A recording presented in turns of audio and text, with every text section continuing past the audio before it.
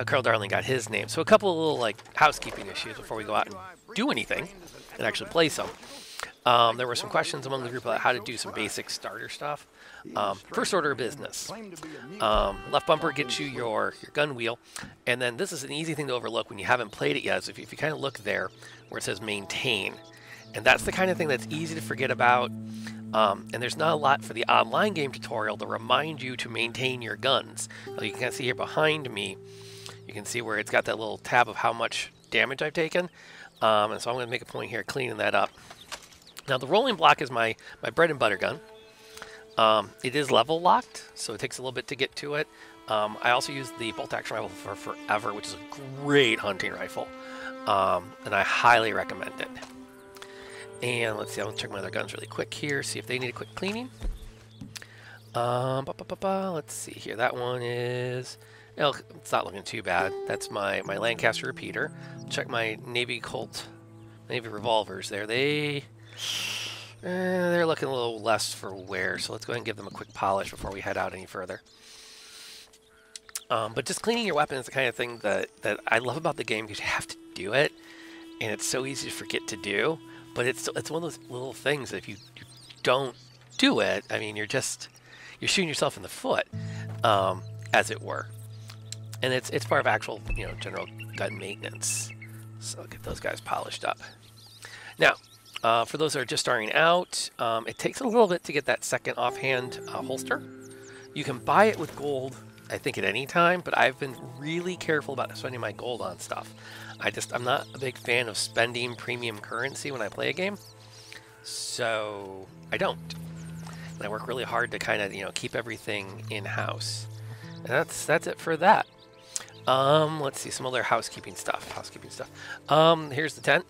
Now you start the game off with a bedroll. That's where you begin everything, and that's where you kind of upgrade from there. And as we add people to the posse, they add all those around the camp. So it's kind of cool. And I think it's totally cosmetic, but I think it's worth a couple of bucks to invest in the first upgrade, because then you actually get some good stuff in the way of the look. That's all it is. It's just look, but it's kind of cool. And that's not entirely true. You speed up your core a little bit more once you've upgraded it. You get your core recovers faster. It's kind of the same reason I shelled out a few bucks here for the upgraded campfire, because I like the idea of having a nicer campfire. And I had a few extra bucks to spend. Speaking of, I'm going to go ahead and make a quick change into something a little more practical for walking around and hunting out here today. Now, in upcoming streams, I'm hoping to have some people come in here to actually talk about period-appropriate clothing. You can mix and match all kinds of outfits in here, but some of them are less appropriate than others for the time that we're in.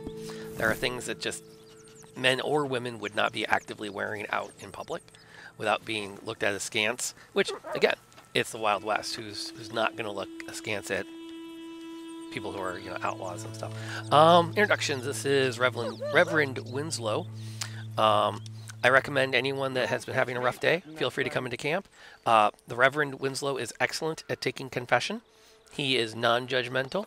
He will listen to whatever you have on your chest that you want to get off and go from there. Another little tidbit here, pushing down on the D-pad brings up this menu here to let you change that compass behind me from compass mode to expanded radar to regular radar. I like it on expanded because it helps me kind of see what's been going on, makes it go a little smoother. Okay, so there's some housekeeping. Now let's talk about, and then you lastly have your Deadeye. Now, they go down. I am not an expert on this stuff. What I generally find works for me is that I cook up one type of meat that I'm carrying. See, I have any in my pouch right now. I have some plain pork. So I'll go ahead and I'm going to cook that with the A. And then that puts it in my pouch. That's kind of my bread and butter for keeping my core. Now, here's the downside. My character is perpetually underweight. And I think part of that is I don't do a very good job of giving her a complex diet.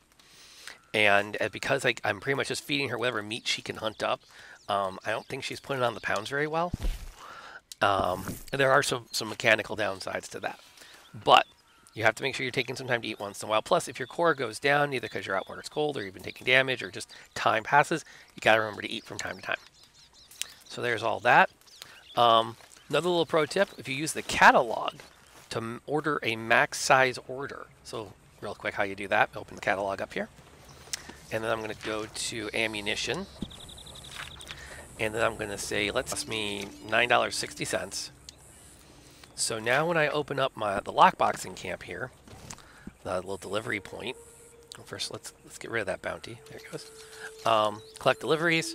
I now have a stock of all of my ammunition at max quantity in that lockbox, and I can then just refresh your ammo when you're in the field. And that's just kind of a done deal. It's just a thing to do. All right, that's kind of how you get started. Let's see.